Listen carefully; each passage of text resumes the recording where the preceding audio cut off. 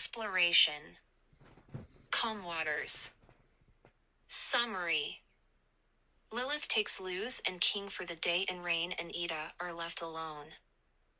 They explore each other's bodies for the first time in a long time and see scars that weren't there before on each other. Notes.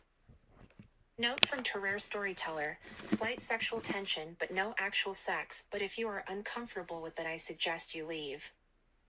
For those of you who are not and are looking for some NSFW Rita audio content, or if you didn't heed my previous warning, a palate cleanser where the two are happy, then look no further. Work text. This is a great idea, Ida said, because repeating this as many times as she could helped her actually believe it. Luz stood in front of her, a backpack slung over one shoulder and King in her arms. I think it's a great idea. Luz bounced on her toes. Aunt Lilith said she'd show us the book she's writing about the history of the Boiling Isles ahead of time. King made his body entirely weightless at this, Luz nearly dropping him. Aw. Come on, King. It'll be fun. Fun? I'm going to be stuck with you two nerds for 6 hours. Ida left them to argue and went into the kitchen. Lilith had repeatedly offered to take the kids for a day for the past month now, and she had finally taken her sister up on it. She let out a small laugh to herself as she put Luz's lunch in a container. Just a year or two ago, she could hardly imagine reconciling with her sister, let alone watching her become the cool aunt to her kids. Hey, Ida. Luz poked her head in. Rain doesn't have work today, do they? Nope, Ida said, tossing her lunch container to her. Oh. Is that why you wanted us out of the house? A number of answers ran through Ida's head, and she decided on a quick, yep, mostly just to see the horrified look on King's face and the weird mushy one on Luz's. Ida looked out the window, her sister approaching from the distance. There she is. She gave King his own lunch. King, don't steal Luz's food. Both of you, make sure to cause as much chaos as possible. If you haven't been arrested or at least put on a wanted poster by the end of today, you've done something wrong. No, Rain walked into the kitchen, having heard that part of their conversation from the other room. They were holding the new violin Ida had gotten them. No, please don't get arrested. I can't deal with any more paperwork. You won't be bailed out. Right, Ida said, putting a hand on her partner's shoulder. I'll change that to don't get caught. We're not very good at that yet, but we'll try. Luz promised, throwing her arms around Ida's waist as Lilith knocked on the door, then running off, King still in her arms. Ida rolled her eyes and watched Lilith leave with the kids through the window. King's going to be bored out of his mind and start an uprising with a few random passers-by. Rain came to stand beside her. Yep. He's Lilith's problem for 6 hours, though. How's the new violin? I'm still getting used to it. Rain sat down, smoothing their fingers over its front. It's a good one. I haven't found any problems with it so far. But it's not really the same without. Did your father say anything about her the last time you saw him? Right. Rain's palisman had been badly damaged in the fight against Bellows. Ida had practically burst into her father's home and demanded that he fix the palisman after she'd seen how weak the poor thing had been. He said she's coming along all right. Hunter is helping. Okay, Rain nodded, going back into the other room to continue practicing. Ida sat with her back to the doorframe to listen. She used to do that when they were kids, listen without directly looking at Rain to make them feel more comfortable. They wouldn't mind if she watched them directly right now. But old habits die hard. Their music had changed too, she noted as she pulled her knees to her chest. The natural tone it took when they were practicing now was a more melancholic one than the light, cheeky music she remembered from when they were young. It made sense. They'd both been through a lot. Slowly, the sounds from the other room faded away, and everything was quiet. Ida, who had once been alone for a very long time, was no longer used to quiet. Luz's excited or panicked shouts usually broke through any silent periods in the house within seconds, and the light pitter-patter of King's paws against the floor was just as effective. Do you know how much money Bellows spent on printing wanted posters? And propaganda? Rain entered the room again and sat down next to her. Ah. There was the correct interruption to the silence. A whole fucking lot? She guessed. Enough for that money to cover over half the cost of re-establishing the therapist's office. Yeah, that sounds about right. Ida wrapped an arm around them, pulling them closer. They leaned their head against her shoulder, a content smile on their face that Ida rarely saw. It was silent again. Ida slowly looked down at Rain. Their lips slowly met. She didn't feel like they were teenagers again, not really, though this particular action was familiar. This was something new. Something that had been built on trust and growth. And something that had yet to go beyond a hand sliding up Ida's shirt. Her face grew hot as Rain pressed their body against hers, her arms wrapping gently around them and their hands gripped onto her sleeve. After a minute of this, they broke apart. Rain's face was red and their glasses hung crookedly over their face. So, they said, tapping their hands against their leg, a dash. Do you want to move things to the nest? Ida finished for them. They nodded, pushing themselves to their feet. Ida followed suit. They were quick as they moved upstairs, Ida sitting on the edge of their nest while Rain awkwardly stood. Titan, it had been so long since she'd done anything with Rain. Rain said slowly, it's different, now. Same. Ida lifted the edge of her shirt. The heat to her body was slowly fading, giving way to a softer curiosity. Before they did anything in the future, she wanted to get to know every part of Rain again, if they were comfortable with it. Bellows left more marks below what everyone sees. Rain sat down beside her. All right. I've gotten into a few scrapes over the years, Ida said, a lot of times with ex-boyfriends. Rain reached out and squeezed her hand in response. Then, slowly, they lifted up their shirt.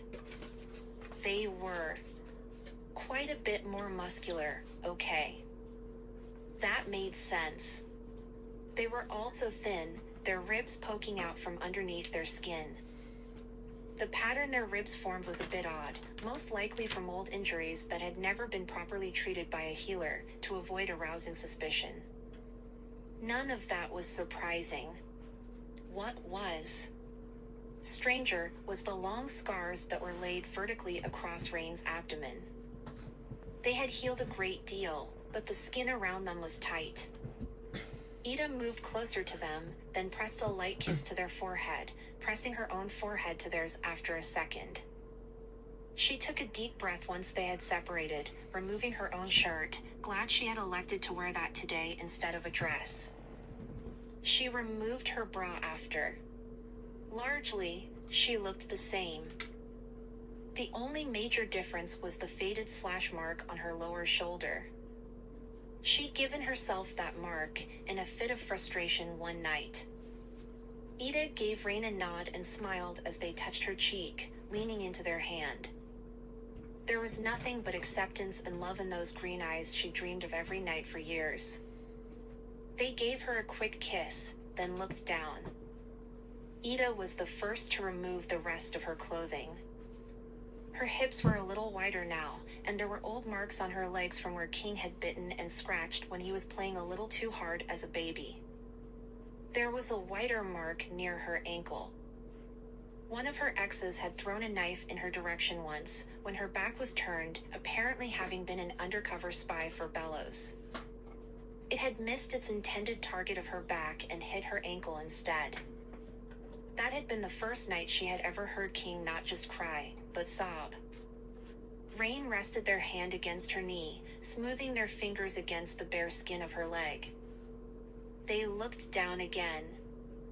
"You don't have to if you don't want to," Ida said, moving to sit on the floor instead of on the edge of the nest, as a twig poked her in an unfortunate place. Rain shook their head.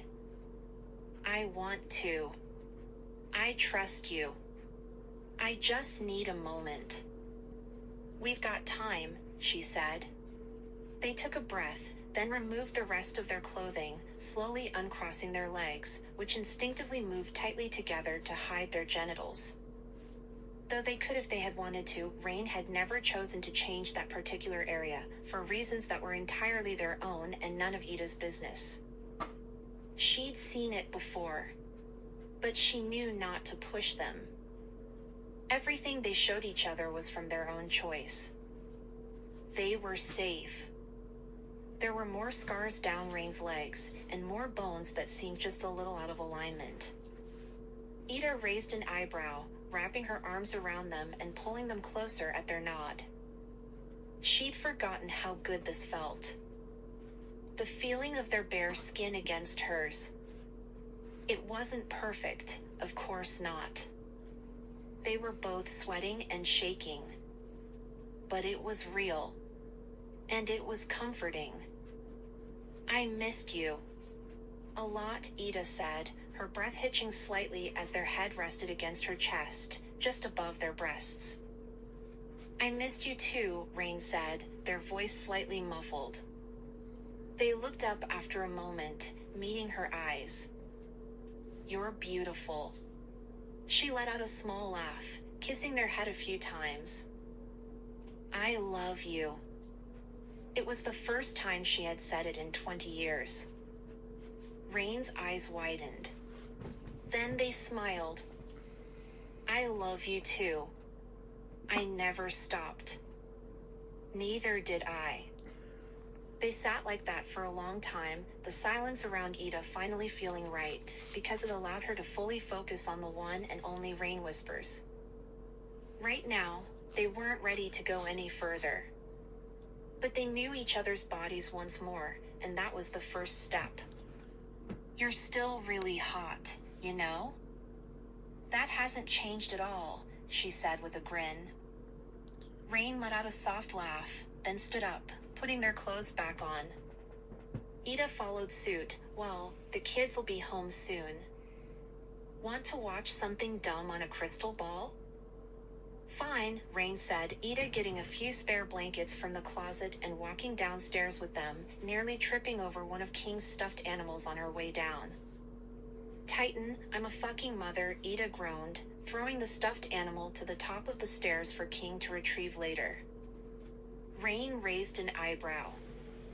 "It's taken you this long to figure that out?" "More like this long to say it. The kids really like you, you know?" She settled down on the couch, Rain sitting beside her. "I like them a lot," Rain said. "I'm glad to be here with them, and you." She squeezed their hand, finding the dumbest thing possible to watch on the crystal ball. She found it greatly amusing. Rain looked more disturbed than anything, but laughed whenever Ida did, happy that she was happy. Slowly, Rain drifted off to sleep, their face smushed into Ida's side. With a smile stuck on her face, Ida followed suit. Lilith shifted the sleeping Titan in her arms as they approached the owl house, Luz talking a mile a minute from beside her. She smiled to herself. Luz was one of the few people she'd ever met who was interested in such a wide variety of subjects. She'd happily listen to Lilith talk about ancient witch history for an hour or so. King had pretended he wasn't interested, but his eyes always grew wide and excited once they got to the battles that had been fought. "We're getting close!" Hootie exclaimed from her back. "I can feel it." "And the rest of us can see it," Lilith said with a fond roll of her eyes, Luz running ahead of the rest of them. Lilith let her, King letting out a soft snore. He'd passed out after running around on a sleigh ground for a few hours. Luz turned to her once they entered the owl house. Ida and Rain were fast asleep on the couch behind her, as close as physically possible. They looked comfortable. Good for them. Here, Lilith handed King over to Luz. Take your brother up to bed. Let's give them a few more minutes of peace.